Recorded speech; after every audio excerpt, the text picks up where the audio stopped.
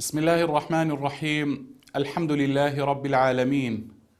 والصلاة والسلام على سيد المرسلين محمد وعلى آله وأصحابه الطيبين الطاهرين ومن تبعهم بإحسان إلى يوم الدين. بینەران و بیسەرانی بەڕێز و خۆشەوی سڵاو و درود و ڕەحمەت و میهرەبانی خوای پەروەردگار بڕژێ بەسەر هەموو لایەکدا.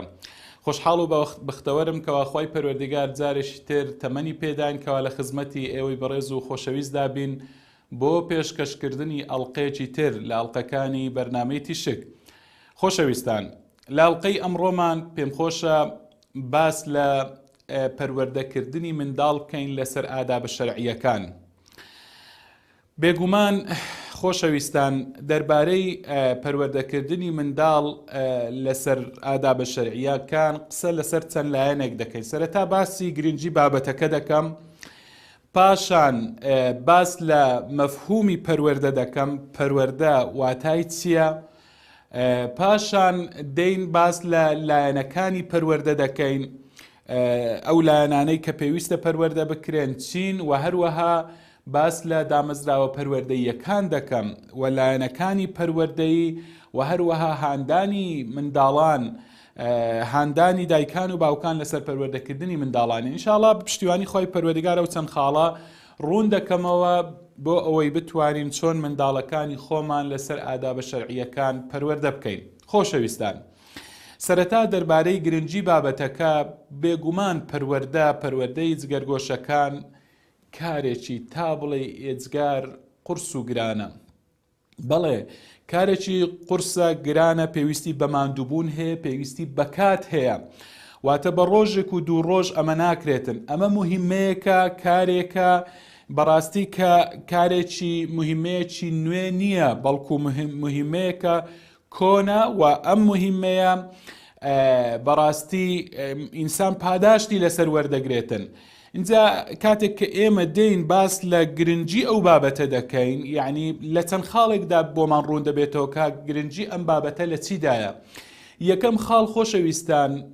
گرنگی بابەتەکە لەوەدایە پەروەردەکردنی منداڵان لەسەر ئادابە شەرعیەکان بریتیە لە چاولێکردن و ئیقتیدابوون بە پێغەمبەری خوا عەلەیهی سەڵات وەسەلام. هەروەها چونکە پێغەمبەری خوا عەلەیهی سەڵات وەسەلام و سەحابە بەڕێز و بەڕێزەکانی پێغەمبەر عەلەیهی سەڵات وەسەلام و لە پاشەوان سەلەفی ساڵح خوای گەورە لێیان ڕازی بیتن، دەبینی ئەوانە چۆن یعنی ئەتباعەکانی خۆیان، شوێنکەوتەکانی خۆیان پەروەردە دەکرد. کەواتە پەروەردە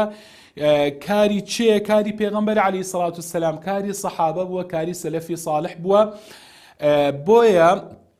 کاتێک کە ئێمە دێین تەماشا دەکەین، یعنی ئێمە کاتێک کە شێوازی پەروەردەی ئەوان تەماشا دەکەین،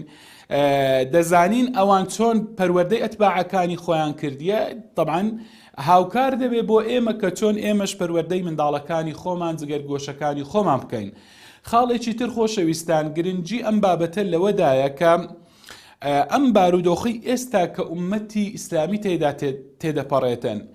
کە حاڵی مسلمانان ئەمڕۆکە تێیدا تێدەپەڕێتن، ئەوەی تەماشای واقعی مسلمانان بکاتن، خۆشەویستان بەڕاستی دەبینیتن لە سەردەمی ئەمڕۆکەدا مسلمانان تا بڵێ لە بارودۆخێکی خراپ و نالەبار و ناجۆردان، لە وەزعێکی خراپدان. یعنی دەبینی بەڕاستی یعنی خەریکە زۆرێک لە مەبادیئە ئیسلامیەکان ئەو ڕۆکە نامینێن لە ناو مسلمانان، ئەمڕۆکە کاری پێ ناکرێتن، ئەمڕۆکە مسلمانان لێیان لاداوە. بۆیە بە پەروەردەکردن خۆشەویستان دەکرێتن کاتێک کە ئەم شتانە نەماینە، ئێمە دەتوانین چارەسەری ئەم بابەتە بکرێتن. مەبادیئە ئیسلامیەکان وەکو گوتم کە خەریکە لە زۆرێک لە وڵاتانی ئیسلامی نامینێتن، چارەسەر بکرێتن. اینجا شتێکی تر دەکرێت گرنگی ئەم بابەتە لەوەدایە، پەروەردەکردنی منداڵ لەسەر ئادابە شەرعیەکان دەبێتە هۆی ئەوەی کە ئێمە ئەو منداڵە حەسانەیەکی خودی بۆ دروست بکەین، پارێزبەندیەکی بۆ دروست بکەین بۆ ئەو منداڵە، کە کاریگەری ئەو منداڵە کاریگەر نەبێت بە دەوروبەری خۆی لە مەسەلەی شەهەوات و شوبوهات، چونکە ئەو ڕۆکە بەڕاستی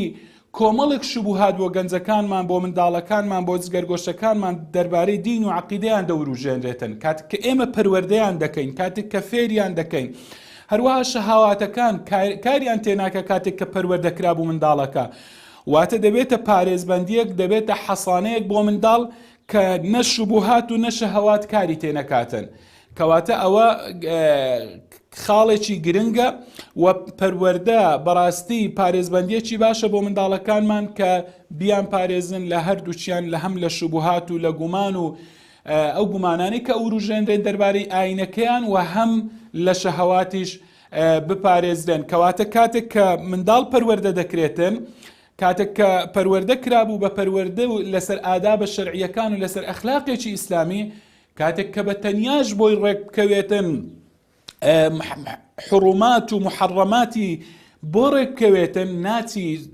سنوور نابەزێنێتن، واتە سنوورە قەدەغەکراوەکان ناشچێنێتن، هێڵی سوور نابەزێنێتن، ناچێت بە دوای شەهەواتدا بکەوێتن. بە تایبەتی لەو سەردەمەی ئەمڕۆکەمان کە بەڕاستی وەکو دەڵێن شوبوهات و شەهەوات ینی بەبێ حساب زۆرە و پارێزبەندیەک لە گۆڕێدا ئەگەر نەبیتن ئەوە زۆر زەحمەتە منداڵ بپارێزرێتن. خۆشەویستان، خاڵێکی تر گرنگی ئەو بابەتە لەوەدایە کە بەڕاستی منداڵەکانمان بۆ منداڵەکانمان گرنگی پەروەردە لەوەدا خۆی دەبینێتەوە کاتێک کە تووشی ناخۆشی دەبن، کاتێک تووشی موسیبەت و بەڵا و فیتنە و مەسائب دەبن، لەو حاڵەتانەدا کاتێک کە منداڵ ئەگەر پەروەردە کرابێتن دەزانێت چۆن ڕوبەڕووی ناخۆشیەکان ببێتەوە، دەتوانێت چۆن خۆگر بێتن بەرامبەر ناخۆشیەکان، بەرامبەر بەڵا و موسیبەتەکان، واتە بۆ مستەقبەل و ئایندەی ژیانی خۆی بەرامبەر فیتنە و بەرامبەر موسیبەت و بەرامبەر ناخۆشیەکان کەسێکی خۆگر دەبێت، کەسێکی نەلەخشاو دەبێتن. ئەمە بە چ دەکرێ؟ بێگومان بە پەروەردەکردن دەکرێ، بە پەروەردە دەکرێ لەسەر ئادابە شەرعیەکان. هەروەها خۆشەویستان، پەروەردەی منداڵ ئەو منداڵە ئامادە دەکاتن کە بەو ڕۆڵەی خۆی هەستێتن، ئەو ڕۆڵەی کە پێویستە بیجێڕیتن، بە پەروەردە دەتوانێت ڕۆڵی گرنگی خۆی بجێڕێتن بۆ ئەوەی هەم سوودی بۆ خۆی هەبێتن، هەم بۆ کۆمەلگا و دەوروبەر و خزم و کەس و کار و وڵات و نیشتیمانی خۆشی سوودی هەبێتن بێگومان. کەواتە پەروەردەیە ئەو ڕۆڵە دەبینیتن. هەروەها پەروەردە خاڵێکی تری گرنگی ئەم بابەتە خۆشەویستان لەوەدا خۆی دەبینێتەوە ئەو حەملەیە، ئەو هەڵمەتە وەکو دەڵێن هەڵمەتێکی زۆر تند کە ئەمڕۆکە لە گۆڕێدا لەلایەن دوژمنانی مسلمانانەوە، لەلایەن دوژمنانی ئیسلامەوە بۆ سەر کۆمەلگای مسلمانان، بۆ ئیفسادکردن و فەسادکردنی کۆمەلگای مسلمانان، بە تایبەتی بۆ گەنجولاوی مسلمان، کاتێک کە ئەگەر هاتو ئەم منداڵە پەروەردە کرابێتن، دەتوانێت چۆن ئەم حەملەیە لە خۆشی و هەم لە کۆمەلگاکەی خۆشی دوور بخاتەوە، ئەم هەڵمەتە لە خۆی دوور خاتەوە و لە کۆمەلگاکەی خۆشی دوور خاتەوە. ئینجا لە بیرمان نەچی بەڕاستی پەروەردەی منداڵ ئەمنی فکری بۆ منداڵەکانی ئێمە دابین دەکاتن. بەڵێ ئەمنی فکری خۆشەویستان کە ئەمڕۆکە وەکو گوتم کۆمەڵێک ئەفکاری دژ بە ئیسلام کە بڵاو دەکرێتەوە کە لە ناو کۆمەلگادا هەیە، وەکو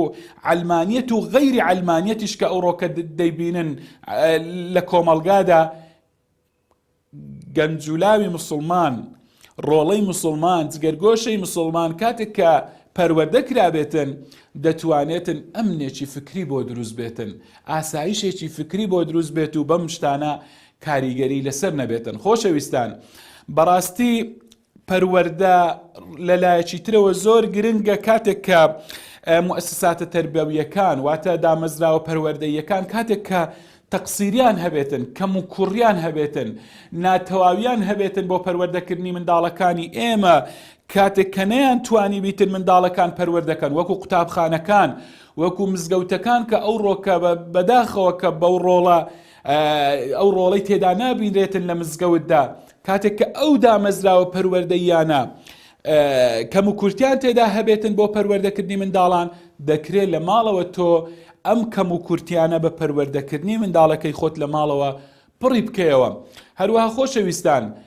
ئەو ڕۆکە بەڕاستی کۆمەڵێک نەخۆشی کە بڵاو بوونەتەوە لەناو ئومەتدا وەکو گوتم کە هەموو هۆکارەکەی ئەوەیە کە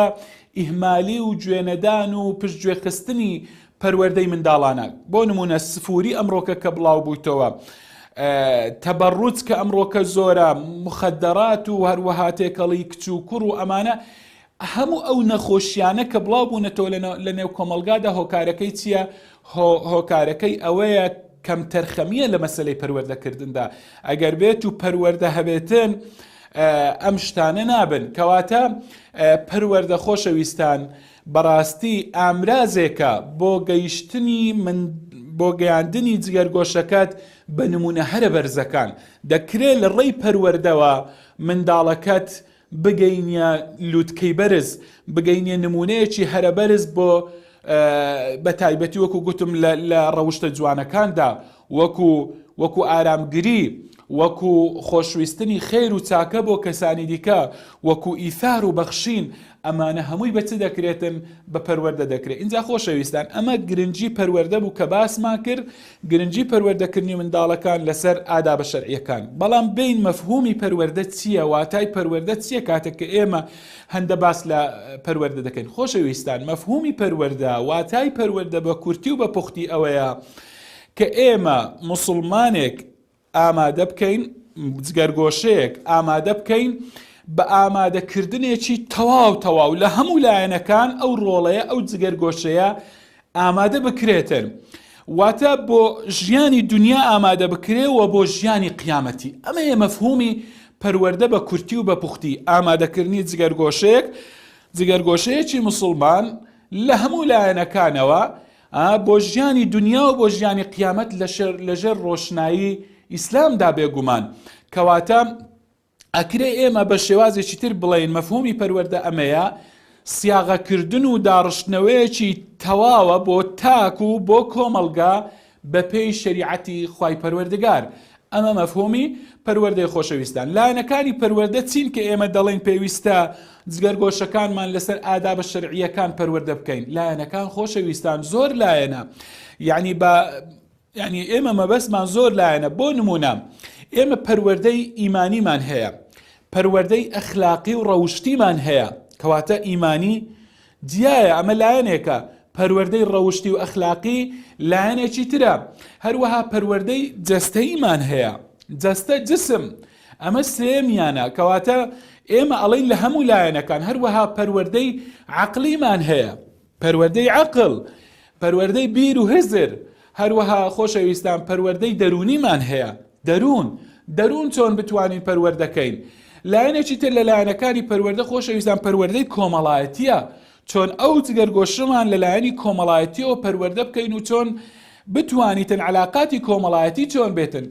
وەکۆتا جۆری پەروەردەی جنسیە پەروەردەی سێکسیە ئەمە چۆن بتوانین ئەم ڕۆڵەمان ئەم جگەرگۆشەمان لەو لایەنەوە پەروەردە بکەین کەواتە کاتێک کە ئێمە باس لە پەروەردە دەکەین خۆشەویستان یعنی ئێمە مەبەستمان تەنها پەروەردەی جسم نییە تەنها مەبەستمان پەروەردەی ئەخلاقی نییە واتە ڕەوشتی بەڵکو ئێمە دەڵێن هەموو لایەنەکانی ئەم جگەرگۆشەیە بتوانین پەروەردەکەین بە ئادابە شەرعیەکان خۆشەویستان بەنسبەت دامەزراوە پەروەردەیەکانیش کە ئێمە گوتمان ئەوانە ڕۆڵ دەوینن بێگومان دامەزراوە پەروەردەیەکان تەنها کورت هەڵنە هاتووە لەسەر دایک و باوک واتە ئەم ئیشی پەروەردەیە تەنها ئیشی دایک و باوک نییە بەڵکو بەتەنیش دایک و باوکەوە قوتابخانە ڕۆڵی گرنگ دەبینێتن پێویستە قوتابخانەکان بەم ڕۆڵەیە هەڵبستن واتە دایک و باوک یەکەم جار پاشان قوتابخانە پاشان مزگەوت خۆشەویستان مزگەوت دەبێت ڕۆڵی گرنگ ببینێتن لە پەروەردە و لە پەروەردەکردنی جگەرگۆشەکاندا هەروەها کۆبوونەوەی گەنجان کۆبوونەوە گەنجاکە سەنتەرەکان مەبەستە جا بەڕاستی ئەم سەنتەرانە چ باش بن چ خراپ بن ئەوانە ڕۆڵی خۆیان دەبینن لە پەروەردەکردندا واتە ئەگەر سەنتەری باش بوون ئەوە خێر عەلا خێر و جگەرگۆشەکەمان ڕۆڵەکانمان پەروەردە دەبن بە پەروەردەیەکی باش بەڵام ئەگەر خوا نەخواستە خراپ بن بەڕاستی کاریگەری خراپ دادەنێن لەسەر جگەرگۆشەکان یەکێکتر لە دامەزراوە پەروەردەیەکان خۆشەویستان ڕاگەیاندنە ڕاگەیاندن ڕۆڵی کاریگەری هەیە لەسەر پەروەردە کەواتە ئێمە پێشووتریش لە ئەڵلقەیەکی تایبەت باسی ڕاگەاندنمان کرد چۆن بتوانین چارەسەری ئەمە بکەین جگەرگۆشەکانمان سوود لە ڕاگەاندن وەربگرن و لایەنە خراپەکانی ڕاگەیاندن کاریگەریان تێنەکاتن کەواتە ڕاگەاندنیش هۆکارێکە یعنی ئەمانە ئەوانەی کە باسمان کردن دایک و باوکە و قوتابخانەیە و مزگەوتە و سنتەرەکان و دەستگاکانی ڕاگەاندن هەمویان ڕۆڵ دەبینن لە پەروەردەکردنی ڕۆڵەکانی ئێمەدا کەواتە دەبێ هەموو ئەو لایەنانە دیراسە بکەین هەموو ئەو لایەنانە ئاگادار بین بۆ ئەوەی جگەرگۆشەکانمان پەروەردەیەکی تەندروست وەربگرن. اینجا خۆشەویستان بەنسبەت هاندان لەسەر پەروەردەکردن بێگومان ئیسلام زۆر گرنگی بەو لایەنە داوە. یعنی ئەگە تەماشاکەین تەماشای قورئانی پیرۆز بکەین قورئانی پیرۆز چمان پێ دەفەرمێ قورآن دەفەرمێت أعوذ بالله من الشيطان الرجيم يا أيها الذين آمنوا قوا أنفسكم وأهليكم نارا وقودها الناس والحجارة عليها ملائكة غلاظ شداد لا يعصون الله ما أمرهم ويفعلون ما يؤمرون. أي إيمان داران أي باور داران أي وخوتانو هروها مالو من دالتان بپارێزن لە چی نارە لە ئاگر بپارێزن. تەماشاکەی کەواتە پاراستنی ئاگر مەبەستی پێچیە کەواتە پێویستە ئەی دایکان و باوکان ئاگاتان لە ڕۆڵەکانتان بێ پەروەردەیان بکەن پەروەردەیەکی تەندروستیان بکەن هەموو لایەنەکانی پەروەردە ئاگاتان لێبێتن وەکو گوتمان پەروەردەی جسمی و پەروەردەی ڕەوشتی و ئەخلاقی و عەقلی ئەمنی فکریان بۆ دابین بکەن هەروەها پەروەردەی جنسی و هەموو ئەو لایەنانە ئاگاتان لێبێت و پەروەردەیان بکەن کەواتە ئەگەر پەروەردەمان کردن دەتوانین جگەرگۆشەکانمان خۆشمان لە ئاگر بپارێزن. قورئان لە ئاەتێکی تردا دەفەرمێ وەئمر ئەهلەکە بالصەلاة وەستەبر عەلەیها. ئەی محەممەد عەلەیهی الصەلاة وەسسەلام فەرمان بکە بە کەس و کارەکەت بە خاو خێزانت کە نوێژ بکەن فەرمانیان پێ بکە بە نوێژکردن و هەروەها ئارامی لەسەر بگرن کەواتە فەرمانکردن بە نوێژکردن پێویستە دایکان و باوکان منداڵەکان پەروەردە بکەن لەسەر نوێژکردن لەسەر پەرستشەکان لەسەر عیبادەتەکان بۆ ئەوەی پارێزراو بن جاگەر بێت و باسی نوێژ بکەین کە چەندە لایانی پەروەردەیی لە نوێژدایە کە بەڕاستی نوێژ هەم پەروەردەی ینی ئەم ڕۆڵەیە پەروەردە دەکاتن ئەگەر بێت و تێبگەین لە مانای نوێژدا هەم بۆ دنیاشی و هەم بۆ قیامەتیشی سەربەرز و سەرفراز دەبێتن خۆشەویستان. اینجا دەبینی ئاەتی قورئانی هێشتا لە زۆرێک لە ئاەتەکانی تر خوای پەروەردگار ینی باسی مەسەلەی پەروەردەی کردی ئەوەتە خوای پەروەردگار دەفەرمێتن یوصیکم الله فی ئەولادیکم خوای پەروەردگار وەسیەتتان لێ دەکا دەربارەی ئامۆژگاریتان دەکا دەربارەی منداڵەکانتان واتە چۆن منداڵەکانتان پەروەردە بکەن یاخود کاتێک کە قورئان باسی مەدح و سەنای عیباد الرەحمان دەکاتن بەندەکانی خوا چۆنن صفاتەکانیان یەکێک لە صفاتەکانیان ئەوەی ربنا هب لنا من أزواجنا وذرياتنا قرة أعين واجعلنا للمتقين إماما کەواتە ئەها پەروەردە چەندە گرنگی خۆی هەیە لە فەرمودەی پێغەمبەر عەلەیهی سڵات وسەلام کۆمەڵێک فەرمودە هاتون یەکێک لە فەرمودەکانی پێغەمبەر صلی الله علیه وسلم کە دەفەرمێ الرجل راع في أهله ومسؤول عن رعيته ئینسان بەرپرسە لە ماڵی خۆیدا بەرپرسە لە دەربارەی منداڵەکانی دەربارەی جگەرگۆشەکانی خۆشەویستان فەرمودە زۆرە ئاەتی قورئان وەکو گوتم کۆمەڵێک ئاەت هاتیە و سەلەفی ساڵح ئەگەر تەماشاکەین بەڕاستی پێشینە چاکەکانی ئێمە خۆشەویستان ئەوانە چەندە سوور بوون لەسەر پەروەردەکردنی جگەرگۆشەکانی خۆیان لەسەر ئادابە شەرعیەکان چۆن پەروەردەیان دەکردن چۆن یعنی مامۆستای تایبەتیان بۆ دەگرتن دەیان بردنە لای شێخێکی تایبەتمەند و ئەگەر بێت و تەماشای نمونونەکان بکەین نمونە لەو بارەیەوە زۆرە لە ئەڵلقەکانی ڕابردوو باسی هەندێک لەو بابەتانەمان کردووە خۆشەویستان کەواتە خۆشەویستان کاریگەری پەروەردە زۆرە بەڕاستی بۆ چابوون و ئیسلاحبوونی منداڵەکانمان کەواتە منداڵەکان لەسەر فیترەت لەدایک دەبن ئەگەر بمانەوێ لەسەر ئەو فیترەتەیەش بەردەوام بن لەسەر ئەو فیترەتە پاکە بەردەوام بن و ئینسانی ساڵح و باشیان لێ دەربچێ پێویستە بە پەروەردەکردن پەروەردەیان بکەین بۆ ئەوەی لەسەر ئەو فیترەتەیان بەردەوام بن خۆشەویستان لە ئەڵلقەی داهاتوودا بە پشتیوانی خوای پەروەردگار باس لەوە دەکەم کە چۆن بتوانین منداڵەکانمان لەسەر ئاداب شەرعیەکان پەروەردە بکەین. شێوازەکەی لە ئەڵقەی داهاتوو باس دەکەم و باس لەوە دەکەم بە چ شتێک ئێمە دەتوانین بگەینە پەروەردەکردن و لوتکەی پەروەردەکردنی منداڵەکانمان. لێرەدا ناچارین ماڵ ئاوایتان لێ بکەین. تا ئەو کات لای ئێوەمان خۆش، خواتان لەگەڵ، وەسەلام عەلەیکم وەڕەحمەتوڵڵاهی وەبەرەکاتوه.